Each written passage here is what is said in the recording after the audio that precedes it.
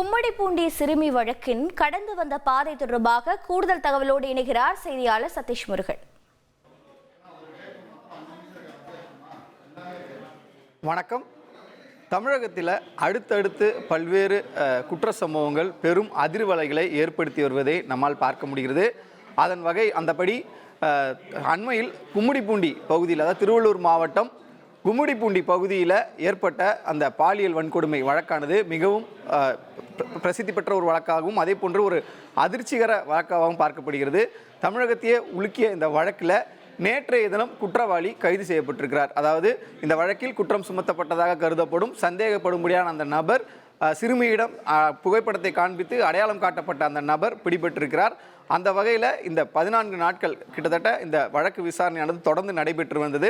இந்த கடந்து வந்த பாதையை பொறுத்தவரையில் ஜூலை 12ஆம் தேதி கும்மிடிப்பூண்டி அருகே ரயில் நிலையம் அருகே இருக்கக்கூடிய ஒரு பகுதியில் சிறுமி ஒருவர் பள்ளி முடித்துவிட்டு தனது பாட்டி வீட்டிற்கு திரும்பி கொண்டிருந்தார். அப்பொழுது அந்த வழியாக வந்த இளைஞர் ஒருவர் சிறுமியை கடத்தி சென்று அருகே இருக்கக்கூடிய மாந்தோப்பு பகுதியில் வைத்து பாலியல் வன்கொடுமையில் ஈடுபடுகிறார். இந்த பாலியல் வன்கொடுமையில் ஈடுபட்டதை தொடர்ந்து சிறுமியை தாக்கவும் செய்திருக்கிறார். பலத்த இரத்த காயங்களுடன் சிறுமி அங்கிருந்து தப்பித்திருக்கிறார். அதே போன்று அந்த இளைஞரும் அங்கிருந்து தப்பி சென்றிருக்கிறார். இது ஒரு புறம் இருக்க, இந்த சிறுமியை கடத்தி சென்று இந்த பாலியல் வன்கொடுமை செய்த பின்னர் சிறுமி அளித்த, அதாவது தகவலின் அடிப்படையில் பெற்றோர்கள் உடனடியாக அந்த மாந்தோப்பு பகுதிக்கும் அதே போன்ற அந்த ரயில் நிலையம் பகுதிக்கும் சென்று பல்வேறு அளவில் தேடி இருக்கிறாங்க. குறிப்பாக இவர் வட மாநிலத்தை சேர்ந்தவர், ஹிந்தியில் பேசியதாக சிறுமி தெரிவித்திருக்கிறார். அதே போன்று அந்த வட மாநில இளைஞர் ஃபோன் பேசியதாகவும் அப்போது இந்தியில் பேசியதாகவும் அந்த சிறுமி தெரிவித்ததை தொடர்ந்து வடமாநில இளைஞரை அந்த பகுதியில் உறவினர்களும் பெற்றோர்களும் தேடி இருக்கிறார்கள். ஆனால் அவர்களுக்கு கிடைக்கவில்லை. இதனைத் தொடர்ந்து அன்றைய தினமே காவல் நிலையத்தில், ஆரம்பக்கம் காவல் நிலையத்தில் இந்த புகாரானது அளிக்கப்படுகிறது. ஜூலை 13ஆம் தேதி அடுத்த நாள் போக்சோ வழக்காக பதிவு செய்யப்பட்டு ஆரம்பக்கம் காவல் நிலையத்தில் இந்த வழக்கு பதிவு செய்யப்பட்டு விசாரணையை போலீசார் தொடங்குகிறார்கள். முதற்கட்டமாக பார்த்தோம்னா இவங்க ஏற்கனவே சொன்ன போல வடமாநில இளைஞர் தான் இதில் ஈடுபட்டார் என்று சிறுமி தெரிவித்ததை தொடர்ந்து அதன் அடிப்படையிலேயே விசாரணையானது நகர்கிறது. ஜூலை 13ஆம் தேதி போக்சோ வழக்கு பதிவு செய்யப்பட்டிருந்தது. அடுத்தபடியாக ஜூலை 14ஆம் தேதி 2 தனிப்படைகள் அமைக்கப்படுகின்றன. குறிப்பாக செல்போன் சிக்னல்கள், அந்த பகுதியில் இருக்கக்கூடிய சிசிடிவி கேமராக்கள் உள்ளிட்டவற்றை காவல்துறையினர் ஆய்வு செய்கிறார்கள். வழக்கமாக நடைபெறக்கூடிய இந்த பாலியல் வன்கொடுமை, சிறுமிக்கு நடக்கக்கூடிய பாலியல் வன்கொடுமை அல்லது பல்வேறு சம்பவங்களை காவல்துறை எடுத்த முதற்கட்டமாகவே பல காவல்துறையினரை விசாரணைக்கு அனுப்ப மாட்டார்கள். எண்ணிக்கை என்பது குறைவாகவே இருக்கும். அதன் அடிப்படையில் தான் 2 தனிப்படையினர் முதற்கட்டமாக அமைக்கப்பட்டு அந்த விசாரணையை தொடங்கியிருக்கிறார்கள். செல்போன் சிக்னல்கள் மற்றும் சிசிடிவி கேமராக்களை ஆய்வு செய்ய தொடங்கியிருக்கிறார்கள் ஜூலை 14ஆம் தேதி. அதைத் தொடர்ந்து ஜூலை 15ஆம் தேதியை பொறுத்தவரையில் கூடுதலாக 3 தனிப்படை போலீசார் அமைக்கப்பட்டிருக்கிறார்கள். குறிப்பாக 2 தனிப்படை போலீசார் போதவில்லை எனவும் நாளுக்கு நாள் இந்த வழக்கானது தீவிரமடைந்து வருகிறது. 12ஆம் தேதி நடந்திருக்கிறது. ஒரு 3 நாட்களுக்குள்ளாக சந்தேகப்படும்படியான எந்த விதமான ஒரு துப்பும் கிடைக்காத சூழலில் காவல்துறையினர் கூடுதலாக போலீஸ் படையை இறக்குகிறார்கள். குறிப்பாக தனிப்படை, இது போன்ற வழக்குகளில் பிரதிநிதித்துவம் பெற்ற, நிபுணத்துவம் பெற்ற காவலர்கள் இடம்பெற செய்த ஒரு தனிப்படை அமைக்கப்பட்டு தமிழகம் மற்றும் ஆந்திரா எல்லை என்ற அடிப்படையில் 2 பிரிவாக பிரித்து கொண்டு இந்த விசாரணையானது நகர்கிறது. ஜூலை 16ஆம் தேதியை பொறுத்த வரையில் இளைஞரை கடத்தி செல்லும் அந்த சிசிடிவி காட்சியானது வெளியாகி பெரும் பரபரப்பை ஏற்படுத்தியது. அந்த சிசிடிவியில் சிறுமி எதிர் திசையில் நடந்து வருவார். இளைஞர் நடந்து செல்லும்பொழுது திடீரென அந்த சிறுமியை பின்தொடர்ந்து அவரை தூக்கி செல்லும் அந்த சிசிடிவி காட்சிகளானது அந்த 16ஆம் தேதி வெளியே வந்தன. இது ஒரு பெரும் பரபரப்பையும் இந்த வழக்கினுடைய தீவிரத்தன்மையும் தமிழகம் முழுவதும் எடுத்துரைத்ததற்கு ஒரு சாட்சியாக இந்த சிசிடிவி இருந்தது என்று நாம் சொல்லலாம். அதே போல் ஜூலை 17ஆம் தேதியை பொறுத்தவரையில் 10 பேரை இந்த வழக்கில் சந்தேகத்தின் அடிப்படையில் முதற்கட்டமாக காவல்துறையினர் பிடித்து விசாரணை செய்கிறார்கள். ரகசியமாக கைது செய்யவில்லை. பிடித்து இந்த விசாரணையானது நடைபெற்றும் பொழுது 10 பேரும் வட மாநிலத்தவர்கள் மற்றும் தமிழகத்தை சேர்ந்தவர்கள் என இரு தரப்பிலும் இருக்கிறார்கள். என்ன அடிப்படையில்னா ஒரே உருவ ஒற்றுமை இருக்கிற அடிப்படையில் அந்த 10 பேரை பிடித்து முதற்கட்டமாக விசாரணை நடத்தினார்கள். அதே போன்று ஒவ்வொருவரையும் விசாரணை நடத்தும் போது சந்தேகப்படும் நபர்களை பிடிக்கும் பொழுதும் அவருடைய புகைப்படங்களை சிறுமிக்கு அனுப்பி அந்த சிறுமி இந்த புகைப்படத்தில் உள்ள நபர் தானா என்கிறதை காவல்துறையினர் உடனுக்குடன் சரிபார்த்து கொண்டனர். அதனும் இந்த வழக்கில் ஒரு மிக முக்கியமான ஒரு விசாரணை நுணுக்கமாக பார்க்கப்பட்டது. இதனிடையே இந்த பாலியல் வன்கொடுமை செய்யப்பட்ட சிறுமி மிகவும் இரத்த வெள்ளத்தில் மருத்துவமனையில் அனுமதிக்கப்பட்டிருந்தார். அரசு மருத்துவமனையில் சிகிச்சை பெற்று வந்த அவருக்கு முதல் ஒரு 3 நாட்களுக்கு மிகுந்த சோர்வாகவும் அதே போன்று பேச முடியாத ஒரு சூழல் இருந்தது.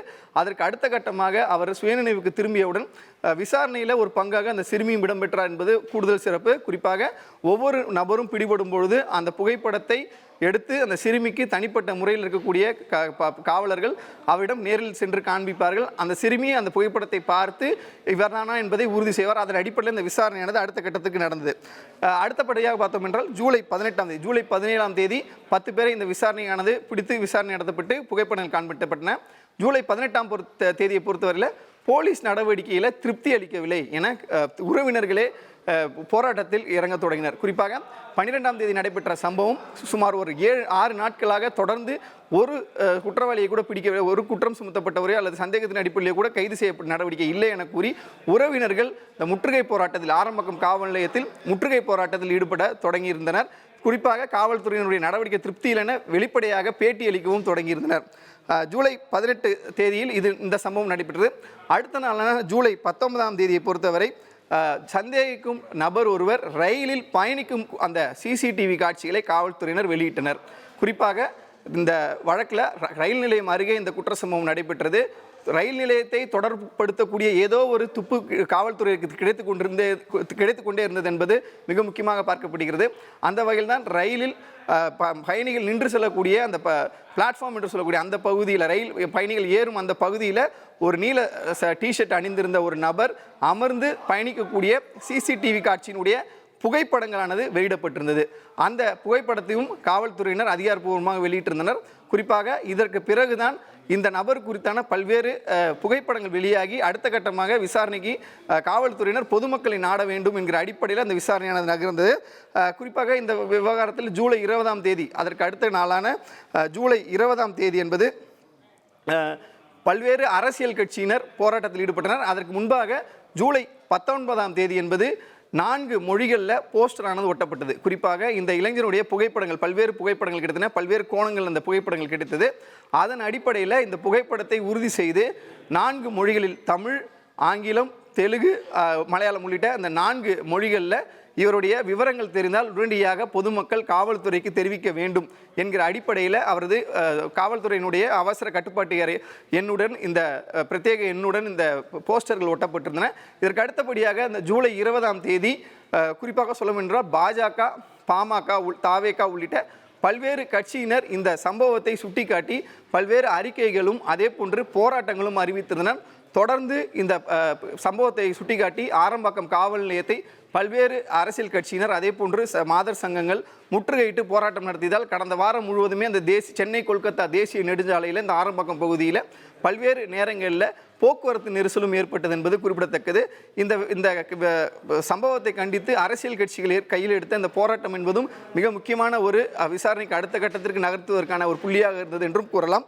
அதற்கு அடுத்தபடியாக ஜூலை 21 இந்த சம்பவத்தில் ஈடுபட்ட இளைஞர் குறித்து தகவல் அளிப்பவர்களுக்கு 5 லட்சம் ரூபாய் சன்மானம் வழங்கப்படும் என அரசு அறிவித்திருந்தது.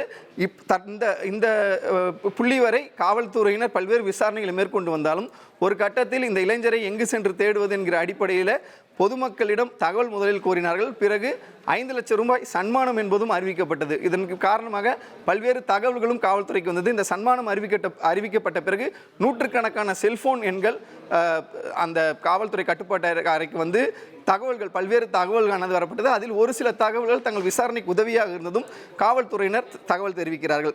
இதற்கு அடுத்த கட்டமாக செல்போன் எண்களை தீவிரப்படுத்தி, அதாவது குறிப்பிட்ட சில பகுதிகளில் சந்தேகப்படும் என்பதை அதிகப்படுத்தி அந்த பகுதியில் மட்டும் செல்போன் எண்களினுடைய ஃபோன் கால்ஸை அனலைஸ் பண்ணி 40க்கும் மேற்பட்ட சிறப்பு குழுவை காவல்துறை அமைத்திருந்தார்கள். குறிப்பாக முதற்கட்டமாக 2 தனிப்படை, அப்புறம் 5, அப்புறம் 8 என சுமார் 10க்கும் மேற்பட்ட தனிப்படைகள் அமைக்கப்பட்டு ஒரு கட்டத்தில் இதற்கென்று பிரத்யேக சிறப்பு குழு அமைத்து 40 காவல்துறையினர் 24 மணி நேரமும் சுழற்சி முனையில் இந்த வழக்கை விசாரிப்பதற்கு சிறப்பு குழு ஒன்று காவல்துறையால் அமைக்கப்பட்டிருந்தது. அது 22ஆம் தேதி அமைக்கப்பட்டிருந்தது. ஜூலை 23ஆம் தேதியை பொறுத்தவரையில் தனியார் அரசு மருத்துவமனையில் சிகிச்சை பெற்று வந்த சிறுமி ஒரு கட்டத்தில் உடல்நிலை சரியாகி வீடு திரும்பியிருந்தாலும் கூட அவரது உடல்நிலையில் சற்று பின்னடைவு ஏற்பட்டதை தொடர்ந்து அங்கே இருக்கக்கூடிய அரசியல் பிரமுகர்களுடைய உதவியுடன் சென்னையில் இருக்கக்கூடிய தனியார் மருத்துவமனைக்கு மேல் சிகிச்சைக்காக சிறுமி அனுமதிக்கப்பட்டிருந்தார். அங்கு அவருக்கு மேல் சிகிச்சையானது வழங்கப்பட்டது. 23ஆம் தேதி அவர் சென்னை அழைத்து வரப்பட்டார். 24ஆம் தேதி பொறுத்தவரையில் இதுவரை 10 நாட்களுக்கு மேல் கடந்திருக்கிறது. 400 பேரிடம் இந்த போலீசார் விசாரணை நடத்தி முடித்திருந்தனர். ஆனாலும் கைது நடவடிக்கை என்பது இல்லை. 24ஆம் தேதி 24ஆம் தேதியப்படி 400 பேரை விசாரித்திருப்பதாக காவல்துறை தரப்பில் தகவல் தெரிவிக்கப்பட்டிருந்தது. இந்த 400 பேரில் சுமார் 100கணக்கான புகைப்படங்களை அந்த சிறுமிக்கு அனுப்பி காவல்துறையினர் பல்வேறு சந்தேகங்களை தீர்த்து கொண்டனர். இதற்கு அடுத்தபடியாக தான் ஜூலை 25ஆம் தேதி குறிப்பிட்ட ஒரு முக்கியமான தகவல் என்பது காவல்துறைக்கு கிடைக்கிறது. குறிப்பாக சொல்ல வேண்டும் என்றால் தமிழக காவல்துறையும் ரயில்வே போலீசாரும் இணைந்து இந்த விசாரணையில் ஈடுபட்டு வந்ததன் காரணமாக சூலூர்பேட்டை ரயில் நிலைய பிளாட்ஃபாரத்தில் சந்தேகிக்கும்படியான இந்த நபர், இந்த வெளியிடப்பட்ட அடையாளங்களுக்கு ஒத்துப்போகக்கூடிய ஒரு நபர் இருக்கிறார் என்ற தகவல் காவல்துறைக்கு கிடைக்கிறது. அதன் அடிப்படையில் 25ஆம் தேதி நேற்றைய தினம் மதிய நேரத்தில் சூலூர்பேட்டை காவல் நிலையத்திற்கு சென்ற காவல்துறையினர் அங்கு போதையில் இருந்த ஒரு நபரை கைது செய்து விசாரணைக்கு அழைத்து செல்கிறார்கள். அந்த நபரிடம் விசாரணை நடத்திய போது, அதாவது கைது செய்யும் போது விசாரணை நடத்திய போது அவர் முன்னுக்கு பின் முரணாக பதிலளிக்கிறார். முறையாக அவரால் பேச முடியவில்லை. உடனடியாக அவர் ரகசிய இடத்திற்கு அழைத்து சென்று விசாரணை மேற்கொள்வார்கள் என்று எதிர்பார்க்கப்பட்டது.